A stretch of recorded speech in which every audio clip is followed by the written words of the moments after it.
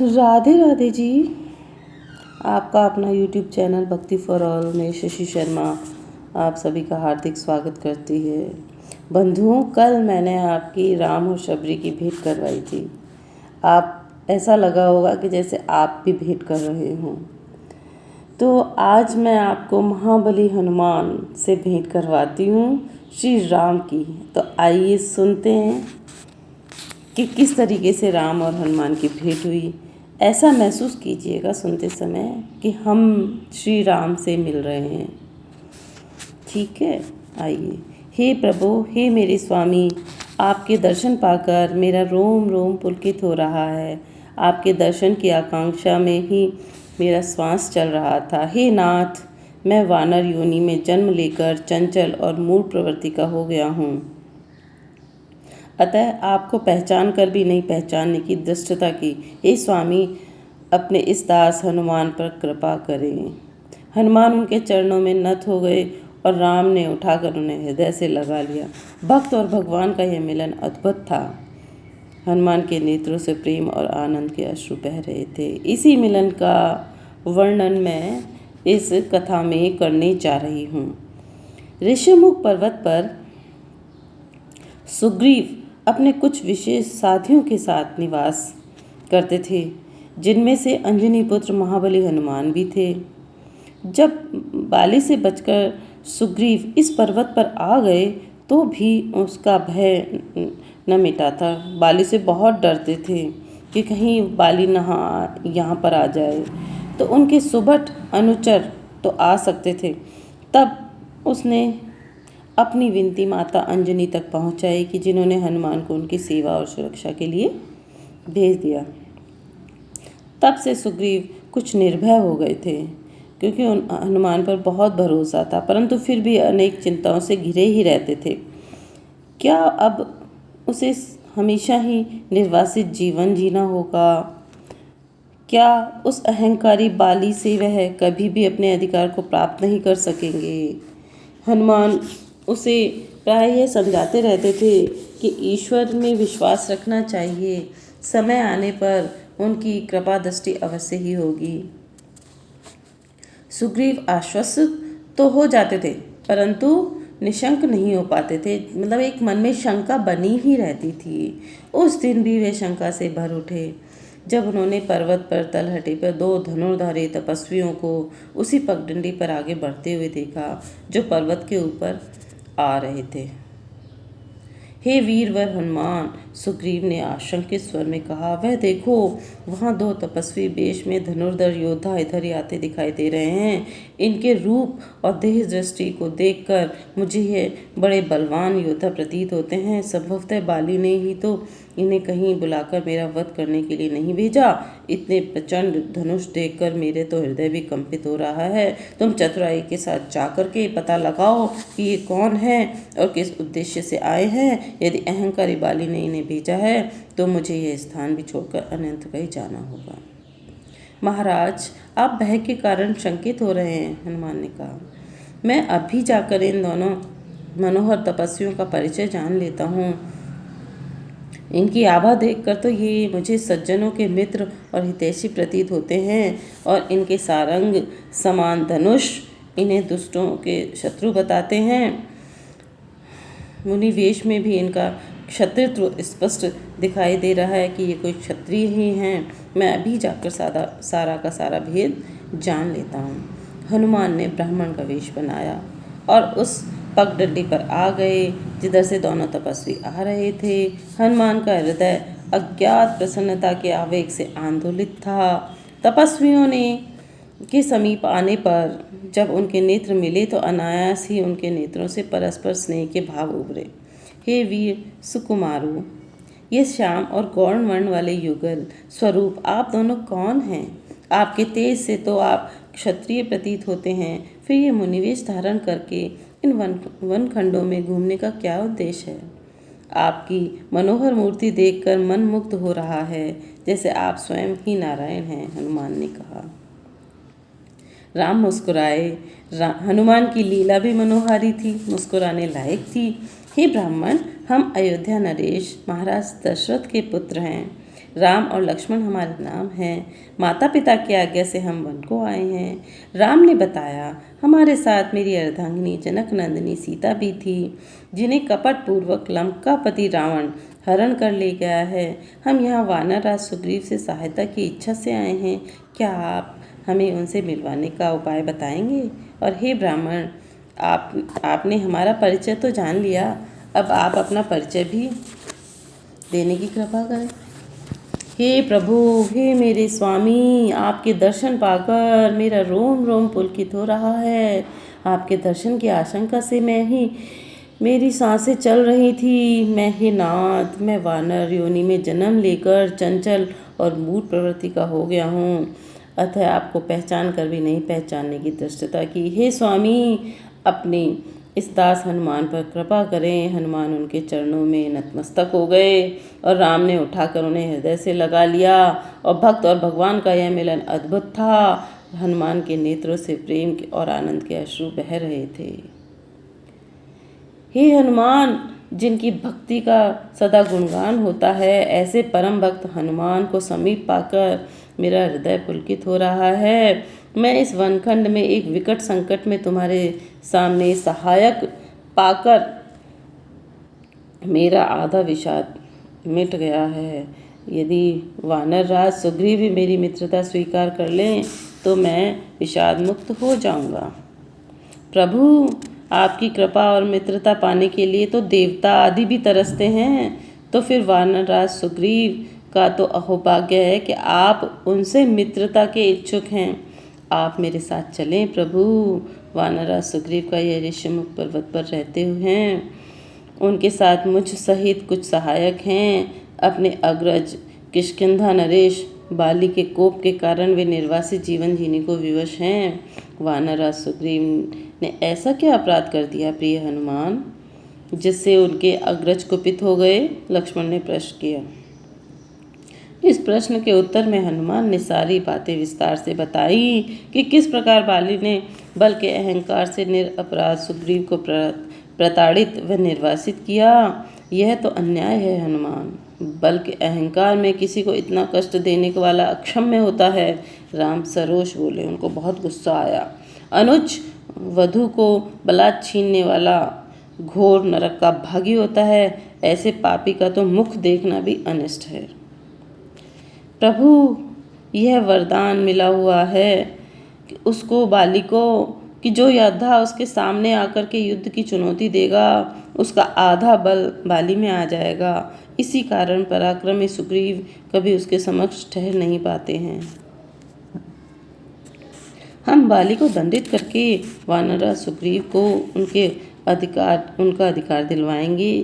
क्षत्रिय का धर्म है कि वे दुष्टों से पीड़ित की रक्षा करें। हनुमान उन्हें कंधे पर बिठाकर पर्वत शिखर पर ले आए, जहाँ सुग्रीव ने उन्हें प्रणाम करते हुए हर्षपूर्वक स्वागत किया। हनुमान किसी शत्रु को तो यहाँ लाए न होंगे, वैसे भी उनकी मनोहर मूरत देखकर सुग्रीव का मन निशंक और प्रफुल्लित हो गया था। हे वानरराज सुग्रीव, हनुमान ने परिचय देते हुए कहा, ये अयोध्या के प्रतापी सम्राट महाराजा दशरथ के पुत्र राम और लक्ष्मण हैं, जिन्होंने विश्वामित्र मुनि के यक्ष की रक्षा करते हुए उनके यज्ञ की रक्षा करी और ताड़का सुबाहु राक्षसों का वध किया। जग प्रसिद्ध शिव धनुष का भंग किया। दंडक वन को राक्षसों से शून्य कर दिया। इनकी पत्नी जनक सुता सीता को दुष्ट दशानन हर ले गया है और उसे दंडित करने के लिए आपकी सहायता चाहते हैं। हे वानर राज, प्रभु श्री राम आपको मित्रता व सहायता के बदले बाली से निर्भय करने का आश्वासन देते हैं। यह आपके परम हितैषी और सबका कल्याण करने वाले हैं, अतः इनसे मित्रता करके परस्पर सहायता से इस मित्रता का अनुपम उदाहरण प्रस्तुत कर दीजिए। हे रघुनाथ, आपके बल और महिमा को कौन नहीं जानता। सुग्रीव ने विनय पूर्वक बोला, मुझे बिना प्रयास आपके दर्शन व मित्रता का सौभाग्य मिल गया। यह मेरे लिए किसी वरदान से कम नहीं है, परंतु हे रघुवीर, परस्पर सहायता की पूर्ति में मुझे संदेह होता है, क्योंकि बाली के पास अतुलनीय बल है। वह उसे तो वो ही मार सकता है जो राक्षस दुदुम्बी का विशाल अस्थियों को यहाँ से हिला सके और एक ही बाण में ताड़ के उन 7 वृक्षों को धराशायी कर सके। हे कृपा सिंधु, यदि आप मेरा यह संदेह दूर कर सकें तो मुझे सुख होगा, मुझे विश्वास भी हो जाएगा। तो राम ने आगे बढ़कर सामने पड़े दुदुम्बी राक्षस के पर्वत समान कंकाल को एक ही हल्की ठोकर में से पर्वत से नीचे फेंक दिया। तो सुग्रीव के नेत्रों से में चमक आ गई, आंखें फटी की फटी रह गईं। इसके बाद राम ने अपने धनुष पर बाण चढ़ाया और सामने खड़े 7 जो ताड़ के वृक्ष थे उनको लक्ष्य करके चला दिया, जिसे एक ही बार में 7 वृक्षों को धराशायी कर दिया। सुग्रीव का मन मयूर नाच उठा।